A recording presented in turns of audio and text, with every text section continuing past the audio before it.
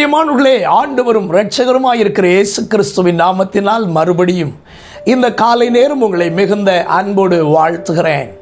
ஆண்டவர் உங்களை தாராளமாக ஆசீர்வதிப்பாராக, உயர்த்துவாராக. இந்த காலை நேரம் நம்முடைய தியானத்திற்காக ஆண்டுடைய வேதத்திலிருந்து ஒரு வசனத்தை வாசிக்க கேட்போமா? நீதிமொழிகளின் புஸ்தகம் 11வது அதிகாரம் 24, 25 வசனங்கள். வாரி இறைத்தும் விருத்தியடைவாரும் உண்டு, அதிகமாய் பிசினித்தனம் பண்ணியும் வறுமை அடைவாரும் உண்டு. உதார குணமுள்ள ஆத்துமா செழிக்கும், எவன் தண்ணீர் பாய்ச்சுகிறானோ அவனுக்கு தண்ணீர் பாய்ச்சப்படும்.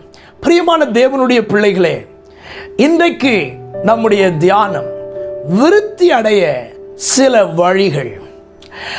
மனிதர்களாகிய நாம் எல்லாரும் விருத்தி அடைய வேண்டும் என்று ஆசைப்படுகிறவர்கள். மெய்யாகவே எல்லா தேவனுடைய பிள்ளைகளும் விருத்தி அடைய வேண்டும் என்பது தேவனுடைய விருப்பம். தேவ பிள்ளைகளாகிய நாம் அதில் விருப்பம் கொள்ள வேண்டும். யாப்பேத்தை தேவன் விருத்தியாக்குவார் என்று நோவா ஆசீர்வதித்தார். தேவன் விருத்தியாக்க நினைக்கிற மனிதர்கள் எல்லாரும் விருத்தி அடைவார்கள். பைபிளில் ஏராளமான விருத்திகள் சொல்லப்பட்டிருக்கின்றன. ஐஸ்வர்யம் விருத்தி அடைவது, தேவ பிள்ளைகள் வாழ்வில் விருத்தி அடைவது, குணாதிசயங்கள் விருத்தி அடைவது, வளர்ச்சியிலே விருத்தி அடைவது, இப்படி ஏராளமான விருத்திகளை நாம் பார்க்கிறோம். நம்முடைய வாழ்க்கையில் கூட ஒரு முக்கியமான இடத்திலே விருத்தி அடைகிறதை ஆண்டவர் விரும்புகிறார். வேதம் அதற்கு ஆலோசனை சொல்லுகிறது. வாரி இறைத்தும் விருத்தி அடைவாரும் உண்டாம். நம்முடைய வாழ்க்கையிலே ஒரு நல்ல குணாதிசயத்தை நாம் கற்றுக்கொள்ள வேண்டும். நாம் கொடுக்கிறதிலே மிக தெளிவாக, மிக ஆர்வம் உள்ளவர்களாக இருக்க வேண்டும். நன்மை செய்வதும் தான தர்மம் செய்வதுமாகிய பலிகளின் மேலே தேவன் பிரியமாயிருக்கிறார் என்று புதிய ஏற்பாட்டு விசுவாசிகளுக்கு வேதம் ஒரு பெரிய ஆலோசனையை சொல்லுகிறது. நமக்கு எல்லாம் நிறைவு வந்த பிறகு நாம் தான தர்மம் செய்யலாம் என்றால், நாம் இந்த உலகத்தை விட்டு போகிறது வரையிலும் நம்மால் எதையுமே செய்ய முடியாது. நமக்கு இருக்கிறவைகளிலே தானமும் தர்மமும் செய்து பழக வேண்டும். அது ஆசீர்வாதமான நன்மைகளுக்கு வழிவகுக்கிறதாம். வாரி இறைக்கும் போது விருத்தி அடைகிறார்களாம். அன்பானவர்களே, உலகத்தில் ஒரு பழமொழி சொல்லுவார்கள், இறைக்கிற கிணறுதான் ஊரும் என்று.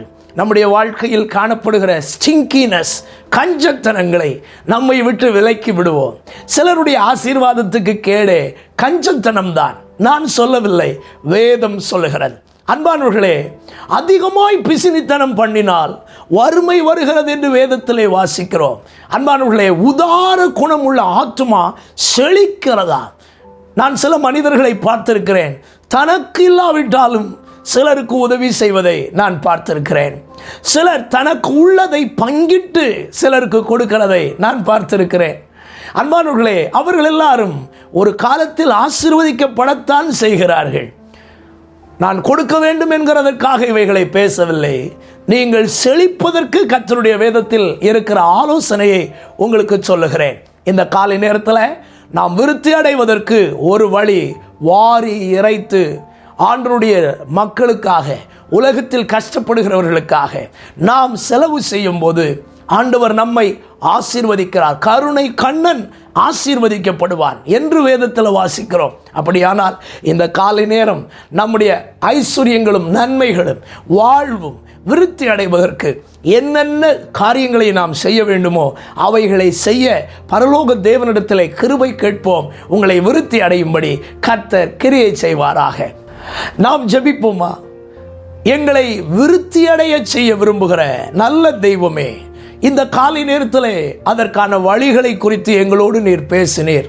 எங்கள் வாழ்க்கையில் எங்கெங்கே நாங்கள் உதார குணம் உள்ளவர்களாய் இல்லாமல் இருக்கிறோமோ, எங்கேயெல்லாம் வாரி இறைத்து விருத்தி அடைவதற்குள்ள இருதயம் எங்களுக்கு இல்லாமல் இருக்கிறதோ, அந்த இடத்திலெல்லாம் தேவன் எங்களுக்கு நல்ல இருதயத்தையும், ஆண்டவரே, உதார குணத்தையும் தந்து எங்களை நடத்தும்படியாக உம்மை பார்த்து வேண்டுகிறோம். எங்களை அநேகருக்கு ஆசீர்வாதமான பாத்திரங்களாக மாற்றுங்க.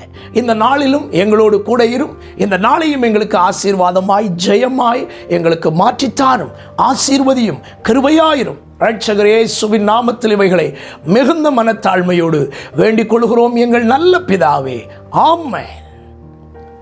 God bless you. கர்த்தர் உங்களை ஆசீர்வதிப்பார். ஆமென்.